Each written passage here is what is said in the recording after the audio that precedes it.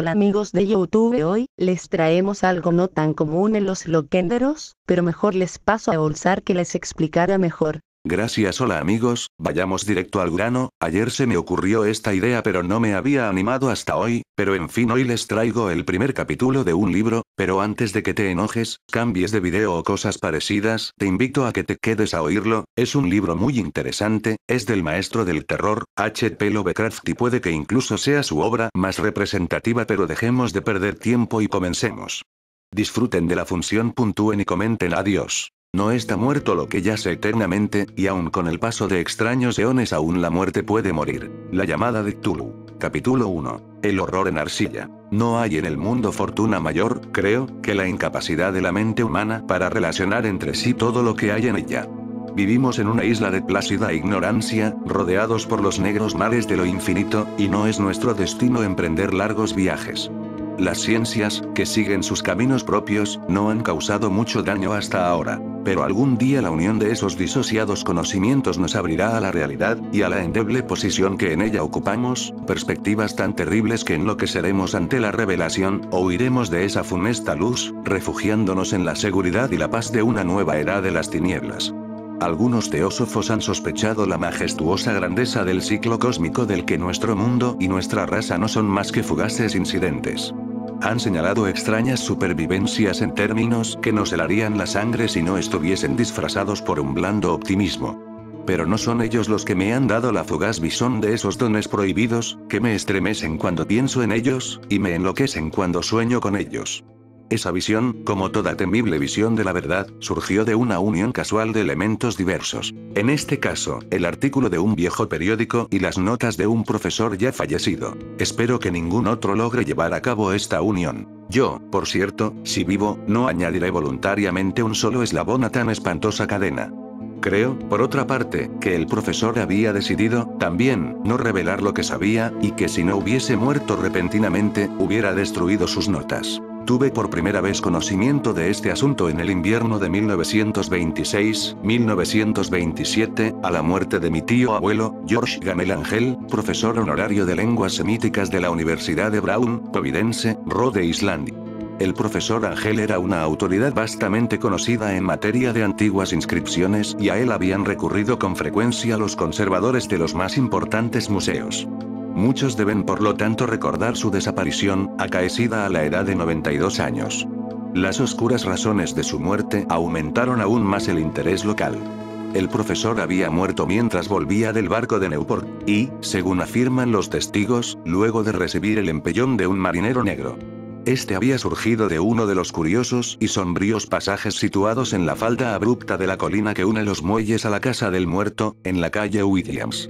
Los médicos, incapaces de descubrir algún desorden orgánico, concluyeron, luego de un perplejo cambio de opiniones, que la muerte debía atribuirse a una oscura lesión del corazón, determinada por el rápido ascenso de una cuesta excesivamente empinada para un hombre de tantos años. En ese entonces no vi ningún motivo para disentir de ese diagnóstico, pero hoy tengo mis dudas y algo más que dudas. Como heredero y ejecutor de mi tío abuelo, viudo y sin hijos, era de esperar que yo examinara sus papeles con cierta atención. Trasladé con ese propósito todos sus archivos y cajas a mi casa de Boston. El material ordenado por mí será publicado en su mayor parte por la Sociedad Norteamericana de Arqueología. Pero había una caja que me pareció sumamente enigmática, y sentí siempre repugnancia a mostrársela a otros. Estaba cerrada, y no encontré la llave hasta que se me ocurrió examinar el llavero que el profesor llevaba siempre consigo. Logré abrirla entonces, pero me encontré con otro obstáculo mayor y aún más impenetrable. ¿Qué significado podían tener ese curioso bajorrelieve de arcilla, y esas notas, fragmentos y recortes de viejos periódicos? ¿Se había convertido mi tío, en sus últimos años, en un devoto de las más superficiales imposturas? Resolví buscar al excéntrico escultor que había alterado la paz mental del anciano. El bajorrelieve era un rectángulo tosco de 2 centímetros de espesor y de unos 30 o 40 centímetros cuadrados de superficie, indudablemente de origen moderno. Los dibujos, sin embargo, no eran nada modernos, ni por su atmósfera ni por su sugestión. Pues aunque las rarezas del cubismo y el futurismo sean numerosas y extravagantes, no suelen reproducir esa críptica regularidad de la escritura prehistórica. Y la mayor parte de los dibujos parecía ser ciertamente alguna especie de escritura. A pesar de mi familiaridad con los papeles y colecciones de mi tío, no logré identificarla, ni sospechar siquiera alguna remota relación. Sobre esos supuestos jeroglíficos había una figura de carácter evidentemente representativo, aunque la ejecución impresionista impedía comprender su naturaleza. Parecía una especie de monstruo, o el símbolo de un monstruo, o una forma que solo una fantasía enfermiza hubiese podido concebir. Si digo que mi imaginación, algo extravagante, se representó a la vez un pulpo, un dragón y la caricatura de un ser humano, no traicionaré el espíritu del dibujo. Sobre un cuerpo escamoso y grotesco, provisto de alas rudimentarias, se alzaba una cabeza pulposa y coronada de tentáculos. Pero era el contorno general lo que la hacía más particularmente horrible. Detrás de la figura se embosaba una arquitectura ciclope. Las notas que acompañaban a este curioso objeto, además de unos recortes de periódicos, habían sido escritas por el profesor mismo y no tenían pretensiones literarias. El documento en apariencia más importante estaba encabezado por las palabras "El culto de Cthulhu", escritas cuidadosamente en caracteres de imprenta para evitar todo error en la lectura de un nombre tan desconocido. El manuscrito se dividía en dos secciones. La primera tenía el siguiente título: 1925, Sueño y obra onírica de H. A. Wilcox, calle Thomas 7, Providence, RI, y la segunda, Informe del inspector John R. Legrasse, calle Bienville 121, Nueva Orleans, a la Sociedad Norteamericana de Arqueología, 1928. Notas del mismo y del profesor Webb. Las otras notas manuscritas eran todas muy breves. Relatos de sueños curiosos de diferentes personas, o citas de libros y revistas teosóficos, principalmente la Atlántida y la Lemuria perdida de W. Scott Elliot, y el resto comentarios acerca de la supervivencia de las sociedades y cultos secretos, con referencia a pasajes de tratados mitológicos y antropológicos como La rama dorada de Fraser, y el culto de las brujas en Europa occidental de la señorita Murray. Los recortes de periódicos aludían principalmente a casos de alienación mental y a crisis de demencia colectiva en la primavera de 1925. La primera parte del manuscrito principal relataba una historia muy curiosa. Parece que el 1 de marzo de 1925 un joven delgado, moreno, de aspecto neurótico y presa de gran excitación, había visitado al profesor Angel con el singular bajorrelieve de arcilla, entonces todavía fresco y húmedo. En su tarjeta se leía el nombre de Henry Anthony Wilcox, y mi tío había reconocido en él al hijo menor de una excelente familia, con la que estaba ligeramente relacionado. Wilcox, que desde hacía un tiempo estudiaba dibujo en la Escuela de Bellas Artes de Rhode Island, y que vivía en el Hotel Fleur de Lis muy cerca de esta institución, era un joven precoz de genio indudable, pero muy excéntrico. Desde su infancia había llamado la atención por las historias y sueños extraños que se complacía en relatar. Se denominaba a sí mismo físicamente hipersensitivo, pero la gente seria de la vieja ciudad comercial lo consideraba simplemente raro. No había frecuentado nunca a los de su propia clase y poco a poco había ido retirándose de toda actividad social. Actualmente solo era conocido por algunos estetas de otras ciudades. La Asociación Artística de Providence, deseosa de preservar su conservadorismo, lo había desahuciado. En aquella visita, decía el manuscrito, el escultor había pedido bruscamente la ayuda de los conocimientos arqueológicos de su huésped para identificar los jeroglíficos. El joven hablaba de un modo pomposo y descuidado que impedía simpatizar con él. Mi tío le respondió con sequedad, pues la evidente era de la tableta excluía toda posible relación con las ciencias arqueológicas.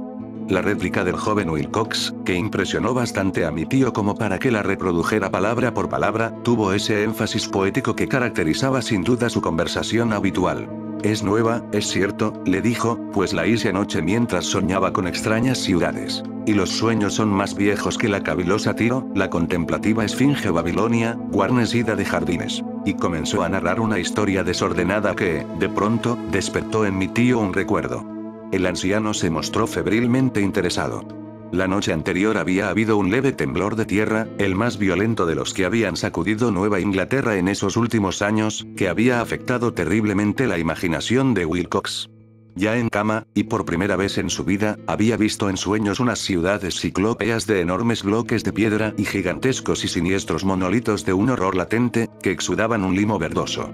Muros y pilares estaban cubiertos de jeroglíficos, y de las profundidades de la tierra, de algún punto indeterminado, venía una voz que no era una voz, sino más bien una sensación confusa que solo la fantasía podía traducir en esta unión de letras casi imposibles. Cthulhu Town. Esta mezcla de letras fue la llave del recuerdo que excitó y perturbó al profesor Ángel. Interrogó al escultor con minuciosidad científica, y estudió con intensidad casi frenética el bajorrelieve que el joven había estado esculpiendo en sueños, vestido solo con su ropa de dormir, y temblando de frío. Mi tío culpó a su avanzada edad, dijo Wilcox más tarde, el no reconocer con rapidez los jeroglíficos y el dibujo. Muchas de sus preguntas le parecieron un poco fuera de lugar a su visitante, especialmente aquellas que trataban de relacionar a este último con sociedades y cultos extraños. Y Wilcox no pudo entender por qué mi tío le prometió repetidamente guardar silencio si admitía ser miembro de una de las tan innumerables sectas paganas o místicas. Cuando el profesor quedó al fin convencido de que Wilcox ignoraba de verdad toda doctrina o cultos secretos, le suplicó que no dejara de informarle acerca de sus sueños. Este pedido dio sus frutos, pues a partir de esa primera entrevista el manuscrito menciona las visitas diarias del joven y la descripción de sorprendentes visiones nocturnas cuyo tema principal era siempre unas construcciones ciclópeas de piedra, húmedas y oscuras, y una voz o inteligencia subterránea que gritaba una y otra vez, en enigmáticos y sensibles impactos, algo indescriptible. Los dos sonidos que se repetían con más frecuencia eran los representados por las palabras Cthulhu y R'lyeh. El 23 de marzo, continuaba el manuscrito, Wilcox faltó a la cita. Una investigación realizada en el hotel reveló que había sido atacado por una fiebre de origen desconocido y que lo habían llevado a la casa de sus padres, en la calle Waterman. Se había puesto a gritar en medio de la noche, despertando a varios artistas que vivían en el mismo hotel, y desde entonces había pasado alternativamente de la inconsciencia al delirio. Mi tío telefoneó enseguida a la familia, y desde ese momento siguió de cerca el caso, yendo a menudo a la oficina del Dr. Tobey, en Taller Street, médico de cabecera del joven. La mente febril de Wilcox alimentaba, aparentemente, extrañas imágenes. El doctor se estremeció al recordarlas. No solo incluían una repetición de los sueños anteriores, sino también una criatura gigantesca de varios kilómetros de altura que caminaba o se movía pesadamente. Wilcox nunca lo describía en todos sus detalles, pero las pocas e incoherentes palabras que recordaba el Dr. Tobey convencieron al profesor de que aquel era el monstruo que el joven había intentado representar. Cuando Wilcox se refería a su obra, añadió el doctor, caía enseguida, invariablemente, en una especie de letargo.